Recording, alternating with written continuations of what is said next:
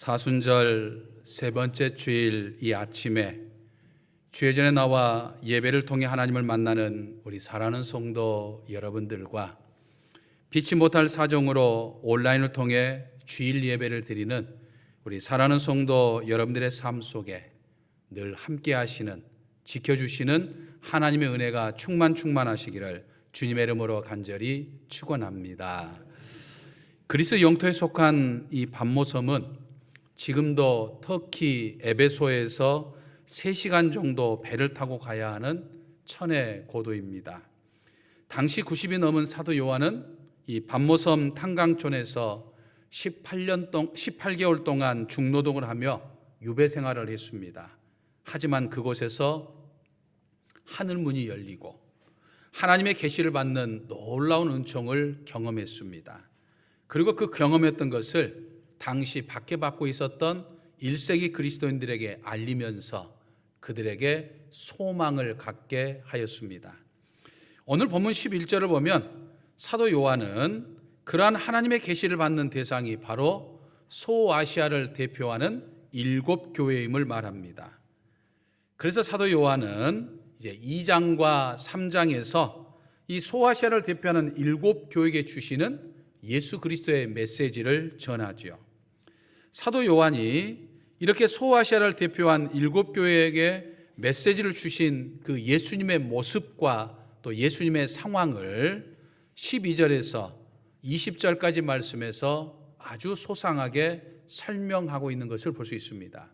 먼저 12절을 보면 7 금촛대가 놓여 있고 16절을 보면 주님의 오른손에 7 별이 있다, 이렇게 말씀합니다. 여기서 7 금촛대와 7 별이 무엇을 의미하는지를 알아야 이 사도 요한이 말하는 것을 이해할 수 있죠. 사도 요한은 20절에서 이런 말씀을 합니다. 내가 본 것은 내 오른손에 7 별의 비밀과 또 7 금촛대라. 7 별은 7 교회의 사자요 7 촛대는 7 교회니라, 이렇게 말을 합니다. 그러니까 이 20절 말씀에 의하면 사도 요한이 보았던 7 금촛대는 7 교회를 상징합니다. 당시 소아시아를 대표하는 7 교회를 상징하는 거죠.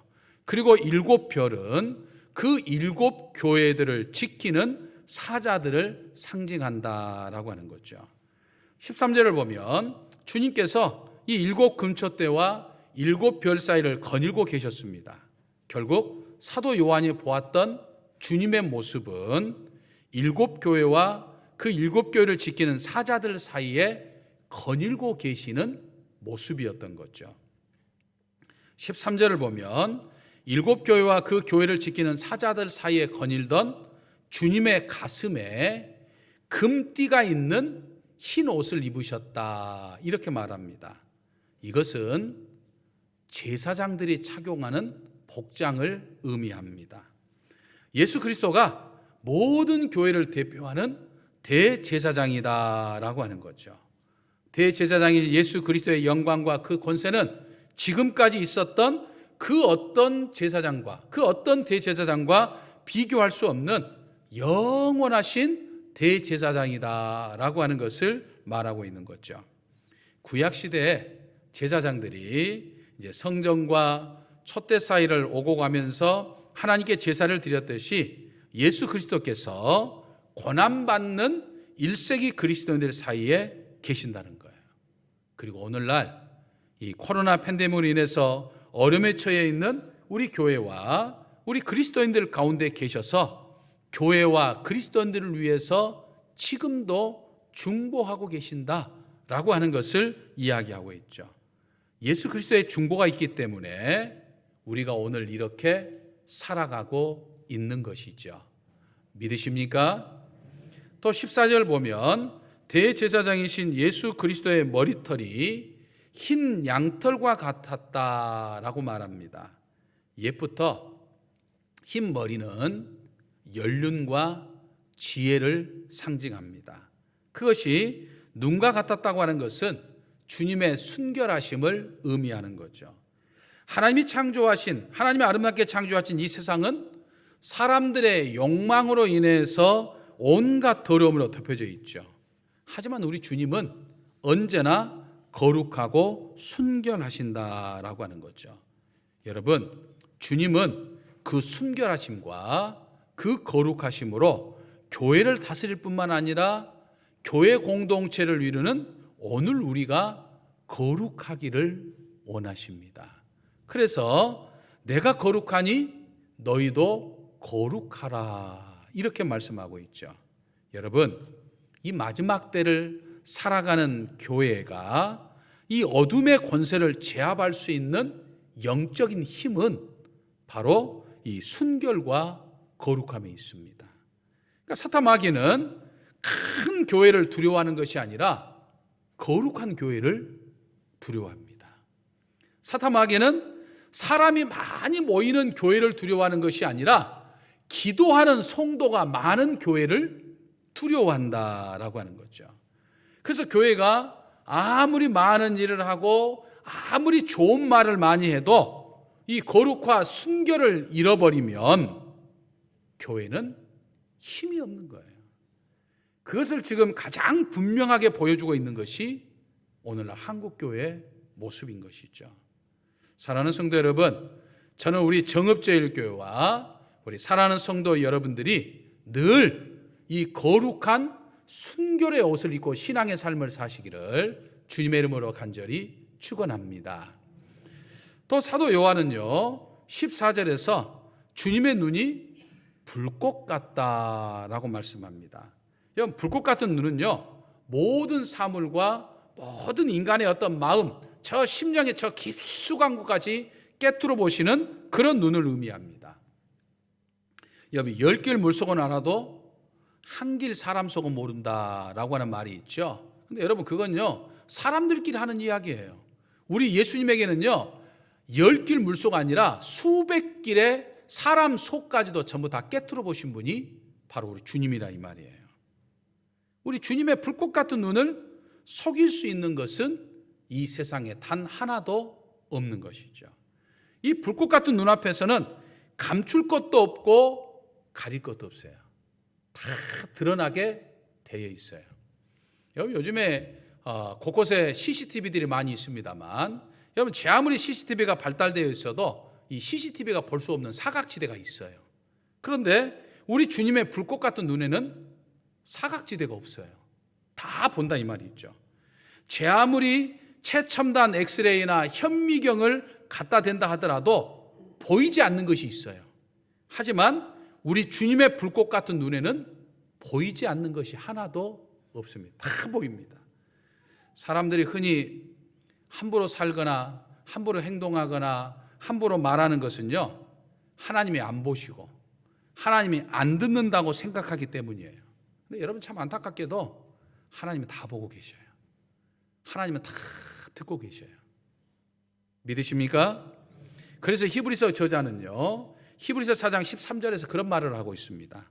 지으신 것이 하나도 그 앞에 나타나지 않음이 없고 우리의 결산을 받으실 이의 눈앞에 만물이 벌거벗은 것처럼 드러나나니라 라고 말합니다.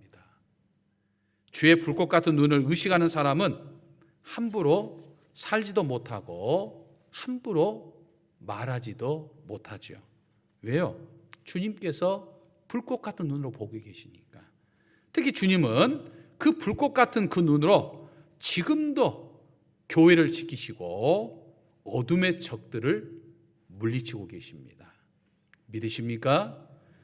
또 사도 요한은 15절에서 주님의 발이 풀무불에 단련한 빛난 주석과도 같다라고 말씀합니다. 여러분, 발이 빛난 주석 같다는 말은요 주의 능력이 너무나도 커서 원수를 짓밟을 때 그 심판이 단호하고 무섭다고 하는 것을 의미합니다. 여러분, 주님이 십자가에 못 박히셨을 때는요 주님의 그 발은 피가 묻은 발, 피를 흘린 발이었습니다. 하지만 이제는 원수를 짓밟는 권능과 권세의 발이라고 하는 것을 의미하죠. 그러니까 모든 능력과 모든 권세가 주님 발 앞에 엎드리게 되어 있다라고 하는 것을 말씀하고 있습니다. 믿으십니까? 그리고 사도 요한은요 15절에서 주님의 음성이 많은 물소리와도 같다 이렇게 이야기합니다. 여러분, 많은 물소리 하면 뭐가 생각이 나십니까? 엄청난 양으로 쏟아지는 아마 이 폭포를 우리는 연상하게 될 겁니다. 제가 3년 전에 우리 교인들과 함께 이 성지순례를 갔을 때 이 가이사라 빌립보 베드로가 주는 그리스도시요 살아계신 하나님의 아들이십니다 라고 고백했던 그 가이사라 빌립보 지역의 인근에 있는 이 바니아스 폭포를 방문한 적이 있었습니다. 그런데 이제 그것을 가면서 도착하기도 전에 그 폭포와 쏟아지는 물소리가 얼마나 장엄하게 들리는지, 또 쏟아져 내리는 폭포에서 튕겨나가는 그 물방울이 있잖아요. 그게 먼 거리에 있는 사람들까지 튕겨오져 오는 그 모습이 정말 이 장관이었던 거죠. 쏟아지는 폭포 소리에 모든 소리가 압도가 돼요. 다른 소리는 잘 들리지 않습니다.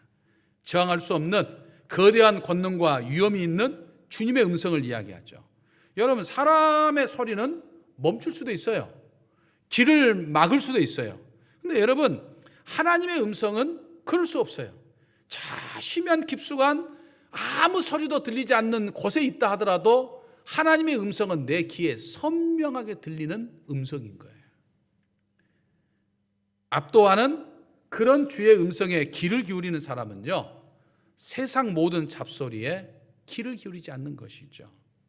그러므로 세상에 나가 살면서도 많은 소리들을 듣고 살지만 무엇보다도 그 모든 소리를 압도하는 주의 음성을 듣고 살고자 힘써 노력하는 저와 우리 사랑하는 성도 여러분 되시기를 주님의 이름으로 간절히 축원합니다. 또 16절을 보면요, 그 입에서 좌우의 날선검이 나온다라고 말합니다. 여러분, 이건 하나님의 말씀을 상징하죠. 여러분, 하나님의 말씀에는 역사하는 힘이 있잖아요. 하나님이 말씀하시면 메마른 광야에 샘이 솟아납니다. 또 마른 뼈들에 살이 막 붙어나는 거죠. 그 말씀, 하나님의 놀라운 그 권능의 말씀이 늘 우리께 하겠는데 오늘 내게 임하고 있는 거예요. 그러니까 이 말씀이 좌우의 날선검이라고 하는 것은 무기라는 이야기예요. 영적 전쟁을 싸우는 영적 무기다라고 하는 것을 이야기하죠. 그러니까 오늘 여러분들이 교회 나와서 이렇게 하나님의 말씀을 듣는 시간, 말씀을 읽고 묵상하는 시간, 말씀을 공부하는 시간, 이 모든 것이 하나님이 내게 영적 무기를 들려주시는 시간이에요. 지금 여러분들의 손에 지금 하나님의 말씀을 통해서 이 사단 마귀와의 싸움에 영적 전쟁에서 승리할 수 있는 영적 무기를 지금 내 손에 들려준 것과 마찬가지다라고 하는 거예요. 우리가 금요일 저녁에 성경을 통독하는 것도 이 말씀의 검을 우리가 아주 좌우로 날쌔게 참 가는 그런 것과 마찬가지다라고 하는 거죠. 이 검이 있는 교회는 여러분 사탄 마귀가 건드리지 못합니다.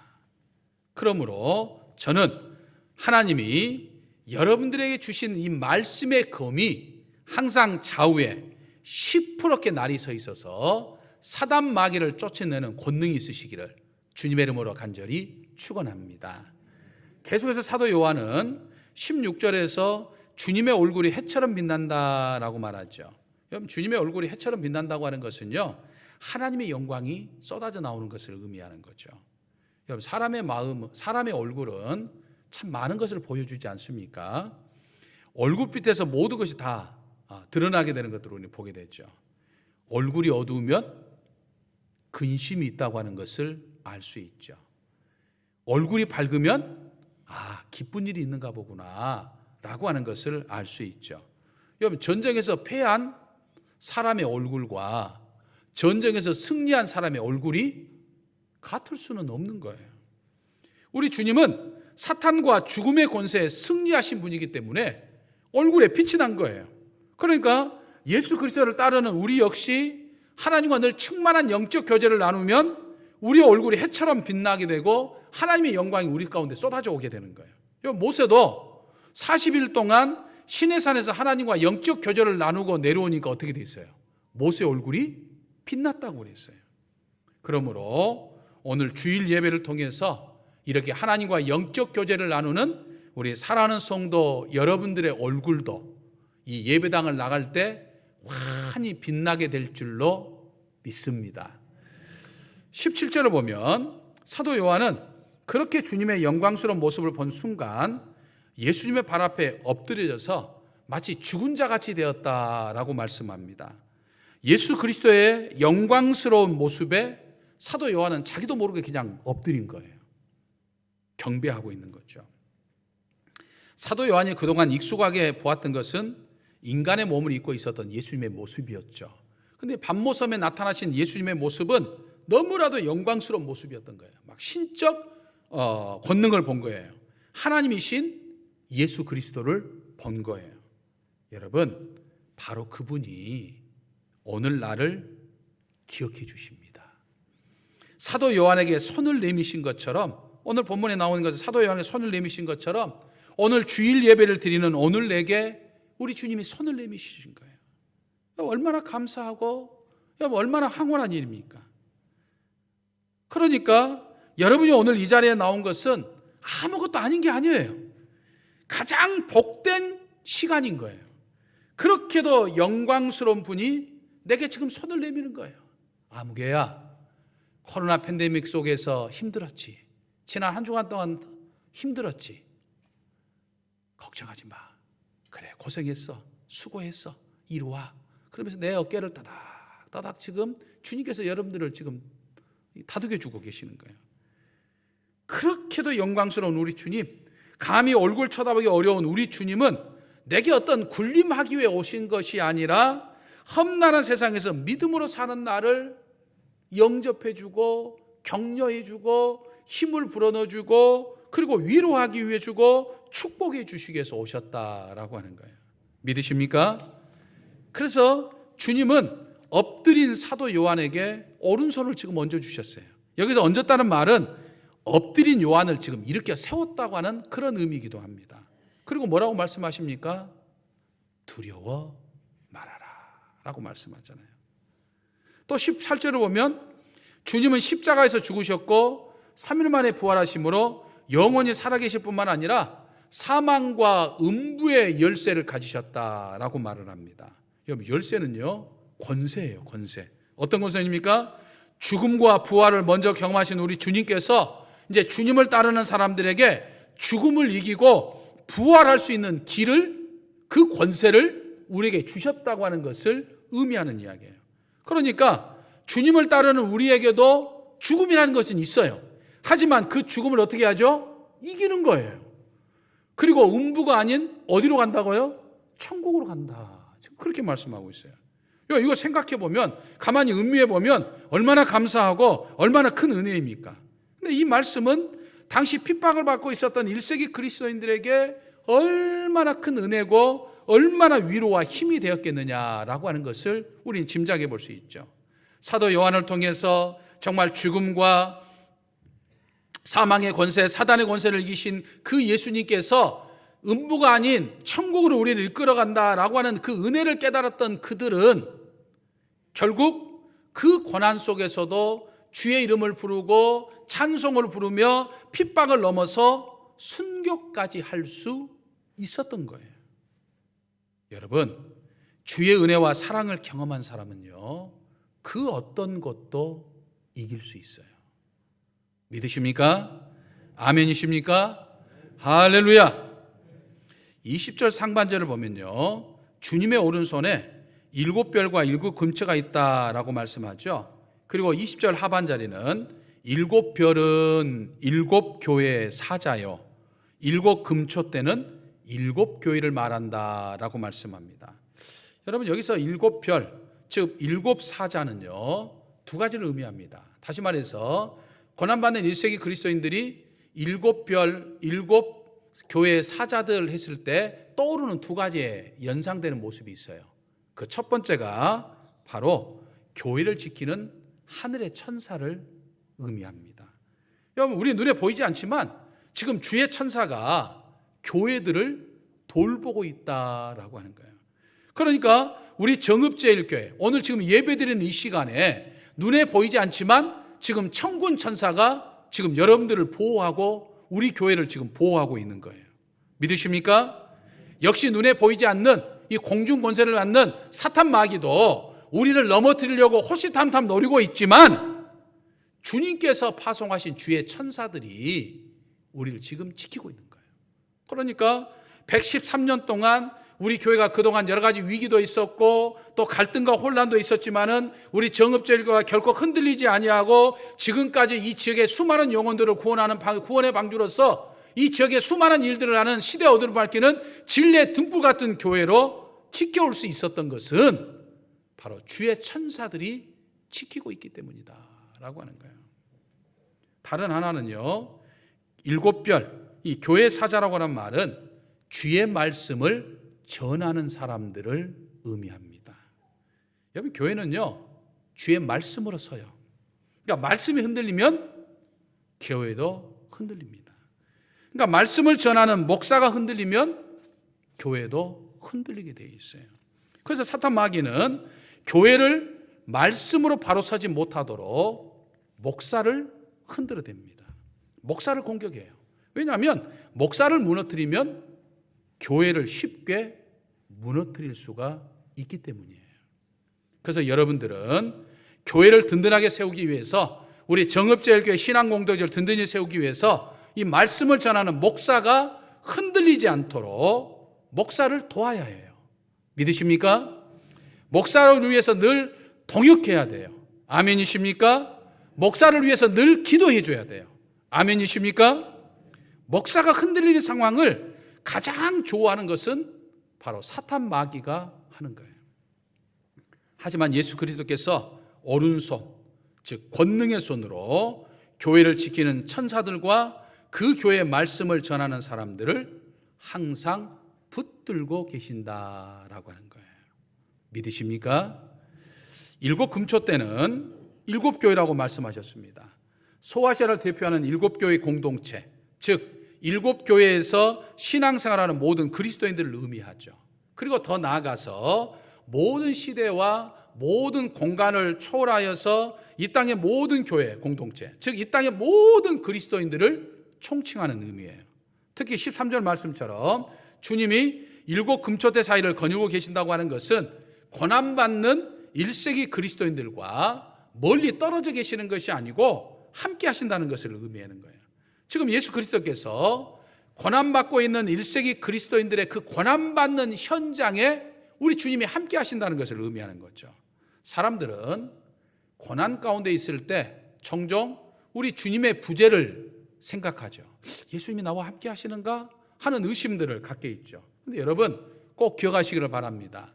내가 주님을 나의 주님으로, 예수님을 나의 주님으로 고백하는 그 순간부터 지금까지 단 한 번도 예수님은 내 곁을 떠나신 적이 없어요. 아멘이십니까? 항상 나랑 같이 있었어요. 다만 내 욕망과 세상적인 가치관 속에 묻혀있는 내가 자꾸만 주님의 곁을 떠난 것뿐이에요. 하지만 주님은 언제나 나와 함께해 오신 분이에요. 주님은 어디에 가 계신 것이 아니라 언제나 내 곁에 계시는 거예요. 믿으십니까? 여기서 우리가 한 가지 더 생각해 볼 것은요, 여러분 이 촛대의 역할이 뭘까요? 빛을 비추는 거죠. 다시 말해서 교회 공동체, 이 7 촛대는 우리 그리스도인들의 역할이 주님의 빛을 세상에 비추는 것이라고 하는 것을 의미하는 거예요. 그러니까 이 촛대가 그냥 촛대가 아니에요. 어떤 촛대라고 그랬죠? 금촛대라고 그랬어요. 금촛대. 우리들을 가리켜서 금촛대라고 말씀하신 거예요. 왜요? 세상에 복음을 전하고 빛을 비추는 것만큼 귀하고 귀한 것이 없기 때문이에요. 그러니까 여러분들이 세상에 살면서 이제 살다가 저 천국에 가면 무엇만 남느냐? 물론 하나님의 나라 생명책에 모든 것들이 다 기록되어 있지만 어떤 것만 영원히 남느냐? 주의 복음을 전한 것만 남아요. 세상에 빛을 비추는 것만 남아요. 그러니까 금촛대예요. 그냥 촛대가 아니에요. 쓰다 버리고 말 촛대가 아니에요. 금촛대예요. 그러니까 세상을 빛을 비추는 것, 예수 그리스도의 빛을 받아서 복음의 빛을 비추는 것만큼 귀한 것은 없다는 거예요. 그러니까 우리는 금촛대로 살아야 돼요. 그걸 지금 말씀하고 있는 거죠.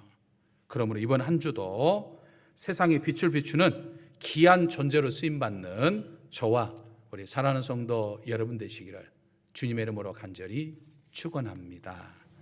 할렐루야. 오늘 또 말씀을 통해 깨닫게 하시니 감사합니다. 존귀하신 우리 주 예수 그리스도의 영광에 엎드리며 고난받는 1세기 그리스도인들에게 주의 영광을 전하며 쓰임받았던 이 사도 요한처럼 저희 역시 쓰임받는 삶을 살게 하여 주옵소서. 세상을 어둡게 하는, 세상 사람들을 근심하게 하는 삶은 행여나 조금도 살지 않게 하시고 주의 영광스러운 빛을 세상에 전하는 삶을 살게 하여 주옵소서. 이번 한 주도 저희가 머무는 곳에 빛이 있게 하시고 기쁨이 있게 하시고 평안이 있게 하시고 위로가 있게 하시고 새 힘이 솟게 하여 주옵소서. 우리 주 예수 그리스도의 이름으로 기도하옵나이다. 아멘.